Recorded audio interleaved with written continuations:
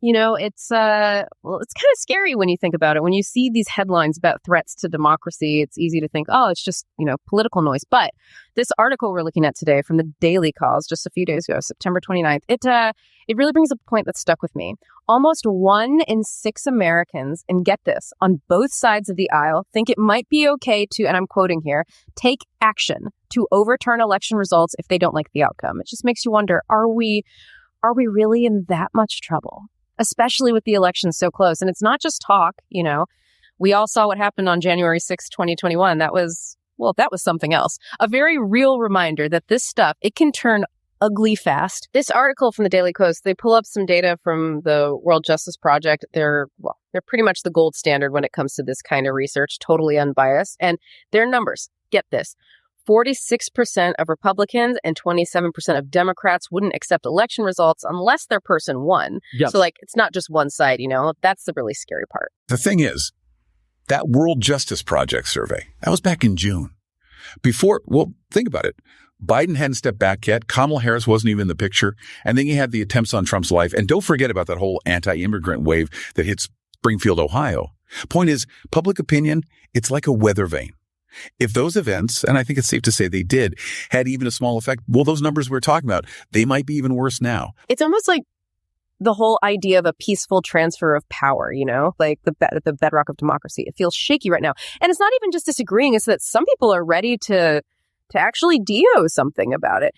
The article, it says 14% Republicans and 11% of Democrats would be okay with some kind of action to overturn an election if they didn't like how it turned out. That phrase action, that really gets me. Mm-hmm. Because later in the article, they talk about how people rationalize away violent actions. How do you even begin to understand that? That some people are finding ways to justify violence in the name of politics. Yeah, it's like you start down this path of talking about it, and then it becomes easier to do something. Like what we saw on January 6th. That wasn't just a protest. That was, they stormed the Capitol. And all because of, lies and this idea that they had to take things into their own hands. It's scary stuff. And the article, it really zeroes in on the whole rhetoric thing, Right. Like when people in power, when they say stuff, it's not just words, right? People listen. And this article, they basically say the Republican Party is practically giving a green light to violence. They even give those examples like Trump and what he said about Haitians. And then, bam, you've got actual threats against Haitian folks living in Ohio. Exactly. It's like when someone in charge, especially someone like Trump, when they say something inflammatory, it kind of gives permission for other people to feel that way too. It's like it makes it okay to be angry and hostile. Right. And not just okay to feel it, but okay to act on it, Which is, it's scary to think about. It's that old saying, sticks and stones may break my bones, but words can create a climate where violence seems, almost inevitable. It's really interesting, though, that they point out how even DeWine, and he's a Republican, right? Even he had to say something about Trump's comments. That's going to tell you something. Oh, absolutely. When you've got people within the same party saying, whoa, hold on a minute, that's a big deal. It's like they're drawing a line in the sand, right? Yeah. They're saying, even if we agree on some things, this is too far. So we're talking about this really, really intense mix here. People who don't trust elections, leaders using really aggressive language, and a history of, let's be honest, political violence in this country. It's enough to make anyone nervous, right? And I think it was a Quinnipiac poll. They said that 7 out of 10 voters, they're worried about violence around this election. And get this, it's not just Democrats. Most Republicans are worried too. It's sad. Voting, that's the heart of a democracy, right? And people are scared to even do that. And when people are scared, they disengage, they check out. And that's how democracy starts to crumble. Yeah, no, that's a really good point. So it feels like we're on a bit of a knife's edge here, but this Daily Kos article, it doesn't just leave us hanging, right? They talk about some things we could do. Oh, right. Yeah, there are definitely some glimmers of hope in there. One of the things that really jumped out at me was they talked about how local law enforcement, they can actually make a big difference. They gave this example from Springfield, Ohio. Apparently, the police there, they were right on top of it, fighting misinformation, working to keep things calm.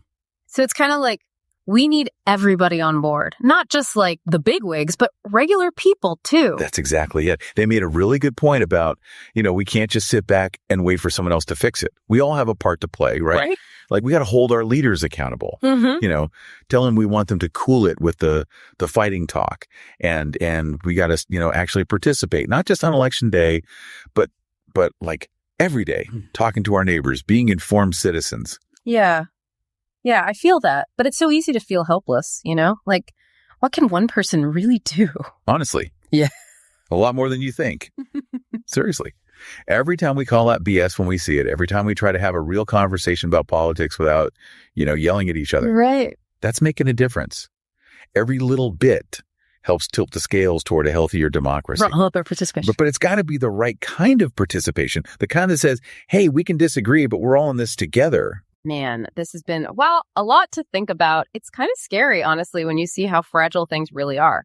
But we covered some seriously important stuff today. I mean, we talked about people straight up rejecting election results, the very real possibility of more violence, and the crazy way some leaders use language to stir things up. And, even though it's heavy stuff, we also talked about what we can do about it, the power of local action, getting involved in our communities, and just, being decent human beings to each other. So as we head into this election, I'm going to leave you with this. What's your role going to be? How are you going to make sure this election is safe and fair for everyone? Because at the end of the day, that's what really matters. Turn the dial to the daily news. Turn the dial to the daily news. Turn the dial to the daily news. Bringing voices, headlines, and choose. We turn the dial to the daily news.